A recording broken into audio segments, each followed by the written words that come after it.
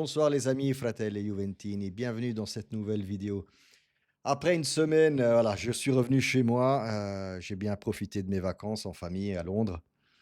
Je vous dis pas ce qui est arrivé ce matin, forcément. Mon vol a été annulé, Londres-Luxembourg. Donc j'ai dû m'arranger, prendre un vol Londres-Milan et puis avec Ita Airways, et puis Milan-Luxembourg avec Luxair. Bref, je suis arrivé 4 heures plus tard, à Luxembourg. Mais bon, ça, c'est mes affaires. Il y a eu pas mal, vraiment pas mal d'informations, de retournements de situation, ces dernières heures, derniers jours. On va faire un récap de tout ça. Mais comme toujours, avant de démarrer la vidéo, likez la vidéo, abonnez-vous, hein, c'est totalement gratuit et commentez ici en bas. Alors, on va commencer par le cas le plus croustillant, on va dire ça comme ça. Vous le savez tous, aujourd'hui, c'était le premier jour de la pré-saison, on va dire, hein, des entraînements et tout ça. Tout le monde est rentré au Bercail, à la Continassa. Tout le monde, à part un joueur, et non, ce n'est pas Vlahovic, c'est Douglas Luiz, qui ne s'est pas présenté ce matin à la Continassa comme tous les autres joueurs. On ne sait pas où il est, s'il est encore au Brésil, s'il est en Europe, s'il est revenu en Europe. Il n'a pas donné d'excuses, il n'a pas donné de justification, donc je pense que s'il devait y avoir rupture entre le club et Douglas Luiz, bah, je pense qu'après ça, il y a vraiment, l'histoire est finie entre le joueur et le club. Alors je ne dis pas que Douglas Luiz a raison, je ne dis pas que le club a raison, mais bon, quand tout le monde, revient au bercail, normalement, on doit se présenter ou du moins donner une excuse, une justification de pourquoi on ne vient pas. Il n'a fait ni l'un ni l'autre. Je pense qu'il y aura des sanctions, disciplinaires de la part de la Juve, hein, je ne vois pas comment on pourrait faire autrement et surtout des sanctions pour se faire respecter en tant que Juventus. Maintenant, quand est-ce qu'il viendra? Je ne sais pas. Vous le savez très bien que Douglas Luiz est sur le mercato. L'Everton est très intéressé par ce joueur-là. Il y a 2 cas de figure, soit on le vend tout de suite, dans ce mercato à 30-35 millions, c'est ce que la Juve en demande, ou potentiellement encore avec un an de prêt avec obligation de rachat plus, l'achat, 30 millions en juin 2026. Donc tout ça reste à monitorer et à voir. Comme j'ai dit, je donne pas d'avis sur Douglas Luiz. Il fait ce qu'il veut, il est assez grand, voilà. Sinon, un autre joueur, Samuel Bangula, lui non plus n'est pas venu, mais pour d'autres raisons. Vous le savez, il a été vendu au Werder Bremen en Allemagne pour une dizaine de millions plus 3 de bonus, donc c'est normal, qu'il n'est pas venu à la Continassa ce matin. Vlahovic, lui, s'est présenté. Il sera là, pour s'entraîner, il y a aucun souci, donc voilà, 2 poids 2 mesures, donc le Milan est revenu à la charge pour Vlahovic. Ils ont proposé, alors, Furlani, Tare, je sais pas qui, le directeur sportif, le directeur technique, le dirigeant, je ne sais pas qui, a eu le mandat de proposer, à la Juventus, 10 millions pour 10 millions pour le club, hein, pour la Juventus, plus Thiaw. Thiaw le joueur, hein, pas Thiaw Thiaw le joueur du Milan, le défenseur du Milan. Qu'est-ce que je pense de cette proposition? Personnellement, je pense que, la Juve n'est pas intéressée par ce choix.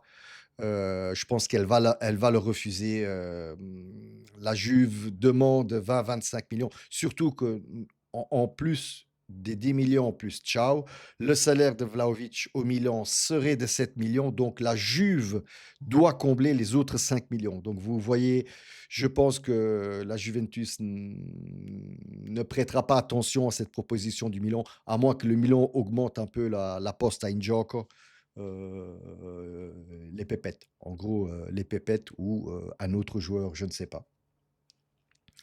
Sinon, ce que j'ai aussi entendu, c'est que contrairement à l'année dernière, parce que ça, c'est arrivé, l'année dernière.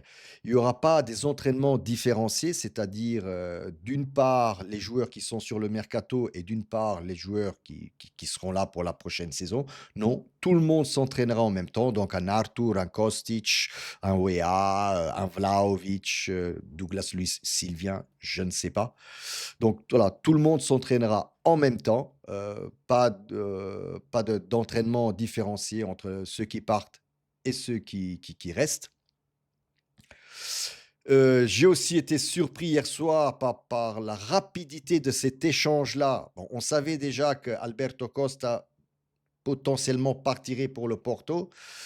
Mais là, voilà, ça s'est fait très rapidement, hier soir, hein. J'étais un peu surpris de ça, où il y a eu cet échange Alberto Costa qui irait au Porto et on récupérerait João Mario. Alors entre vous et moi, je ne sais pas qui est João Mario. Si quelqu'un d'entre vous suit un peu plus le championnat portugais, ben, j'accepterai tous vos commentaires, pardon, ou vos impressions de ce joueur-là.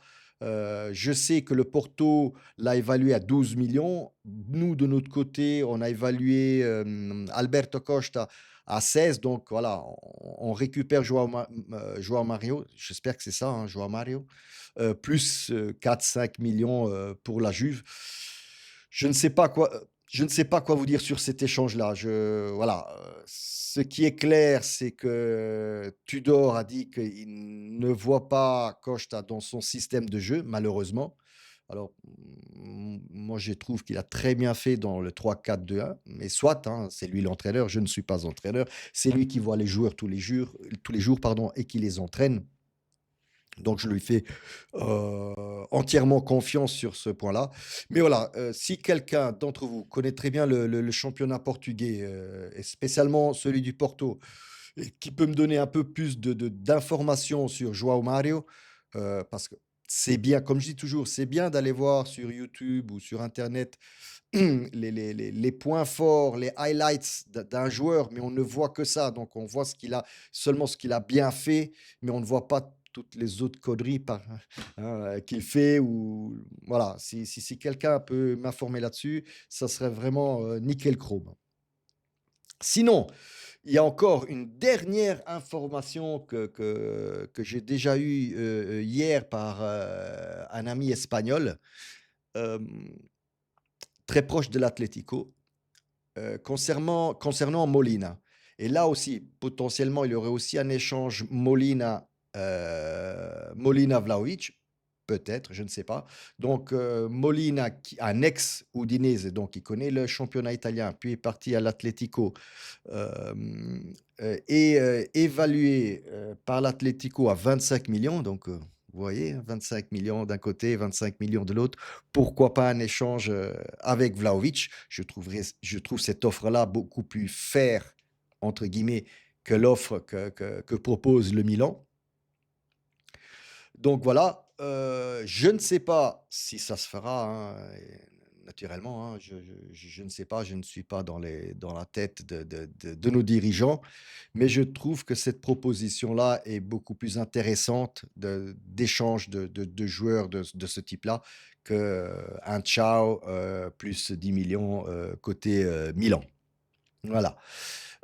Sinon, c'est à peu près tout ce que j'ai à vous dire concernant les news. Désolé encore, je viens d'arriver, j'ai atterri à peine il y a 1 heure et demie. Voilà, j'ai pas eu le temps de vraiment regarder, sauf entre deux vols, voilà, de regarder un peu sur X ce qui se passait. Voilà, j'ai pas vraiment eu le temps de regarder toute la planète foot et ce qui se passait autour. Attendez 2 secondes, parce que là, ça sonne forcément pendant que je fais ma vidéo. Bah, de toute façon, j'étais arrivé à la fin, les amis. Come sempre, fino alla fine. Forza Juve, ragazzi.